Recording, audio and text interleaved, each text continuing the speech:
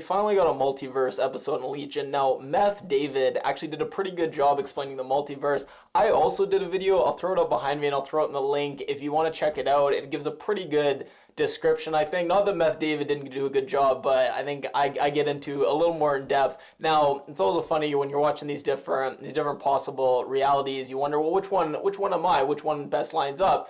Then you watch and you're like, oh, I'm the meth addict. Now, I love this episode because I think that a lot of people who are very brilliant, very gifted, but also very flawed, they reach a point where they got to make a decision. They've got to either use their talent and work within an existing system, benefit other powerful people, and become very powerful as a result. And we see this with David becoming the richest man in the world. Now, when he sees Farouk in the mirror, it's very interesting. You could say it's just metaphorical because Farouk talks about becoming a god, and in this case, David, clearly through his Tower of Babel story, he thinks that this limitation that God tried to impose on humans by creating all these foreign languages, he's become so powerful as a mutant, he's been able to sidestep this limitation that God tried to put on us. So in some sense, David's become a god. So there's this metaphorical thing. But remember, Farouk should still be in David at this point. So maybe Farouk, he's just achieved whatever kind of schemes for world domination he wanted to, just simply through David becoming more and more powerful and more aligned with his way of thinking. And then you see the option where you try to dampen your gift and just live a very shallow life, never really accessing these higher reaches of thought that are so tantalizing but also so dangerous. And then there's the option where you just fully embrace your madness, your individuality, and most likely end up dead, homeless, in jail. Now, we also see how even in the reality where David tries to limit his ability to think and his ability to be dangerous and just live the most shallow life possible for his sister to not hurt her, even in that he ends up dead, and he ends up meeting a violent end. So you start to wonder, if this is David's multiverse and you see most of the options end in violence and pain and death, but some of them don't, a few of them don't, does he really have free will? And we get a fairly realistic sense in some way of free will where, yes, David's certainly predisposed to certain outcomes, and certain outcomes are much more likely. No matter what choices he makes, most outcomes are going to end in sadness, but there are a few outcomes that don't, so it's a way where you have a bit of free will, but not fully free will. There is still some predetermination. And what's interesting is we see in the timeline where David's homeless, we see him pushing the shopping cart, and he gets this little flash of a memory of him, and it's actually Benny, but we see Lenny, where they were playing with the shopping cart together. We also see him see Sid and kind of recognize her on some level, even though he's never met her in this timeline. What's interesting is perhaps all these little things that occur to us that we can't explain, for instance, deja vu, dreams, these kind of past memories of somewhat other lives that we can't really explain. Maybe those are just other realities from other timelines just kind of leaking into our reality very temporarily. What's also really cool is when we see Carrie kill David. Now, what this could imply is when David made this choice to just fully embrace his darkness, his madness, whatever you want to call it, and became homeless, he not only was his life more dark than in other timelines, in particular our timeline, but he wasn't able to have a positive effect on Sid. Sid doesn't look like a particularly nice person there, or Carrie.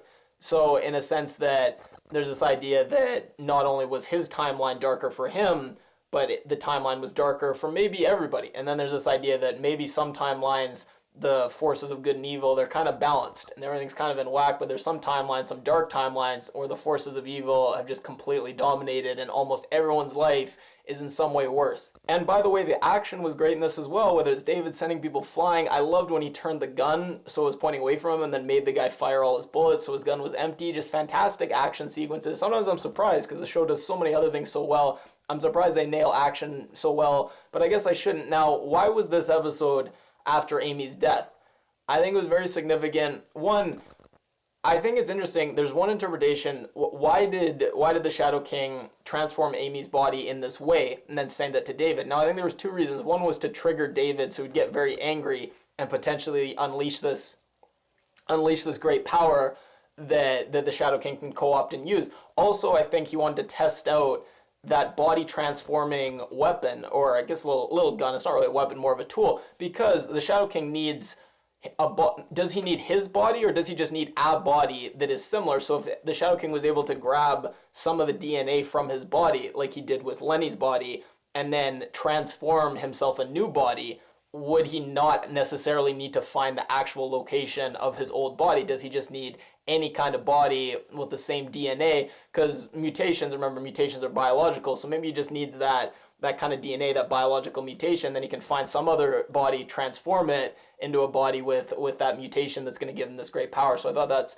an interesting idea. I also thought it was great how we see how David's sister is the only one that he was ever, like, when he was making this decision of which life path do I go, he clearly probably didn't want to go the one where he just toned down his powers, never really thought, never really experienced life, and just lived the shallow existence. But he did try it for his sister, and we see him check himself into clockworks for his sister. We also see his sister she was the one who pushed him into clockworks, and that's the only timeline we see where he has the potential to maybe be really happy, whether that's falling in love with Sid or whatever that ends up being, saving the world. So it's just interesting, this relationship, how I think they haven't done the best job of fleshing this relationship out, so her death really hit. But that's why I think this episode was great, because we did see that they had this bond, and it wasn't always there in all timelines. We see David inflict that violence on her in the timeline where he was the billionaire, but nonetheless, we see they've had this really strong bond that exists in these different timelines, and it was really cool to see, and made her death hit harder. And as always, Legion continues trying to make us appreciate tragically underrated old music. Last week it was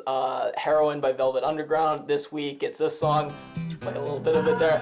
Now, if you've made it through this video, I really appreciate it. If you haven't seen any of my other Legion videos, I made one about Legion and mental illness and how the visual style, the things they do with cinematography, I think matches up to some of the themes they're trying to explore. I really like it. No one ended up watching it, so I'm going to try to get more people to watch it, because I think it's a really good video. I also did one on time travel and kind of the different interpretations of time travel and what that might mean for Legion. So I'll put both those links in the description. And other than that, let me know how you like the episode. Sometimes I never ask for comments. I think people think I don't like them or I don't really care. No, I would appreciate any comments on my video, anything I said, or just your own thoughts on the show. I'd appreciate it.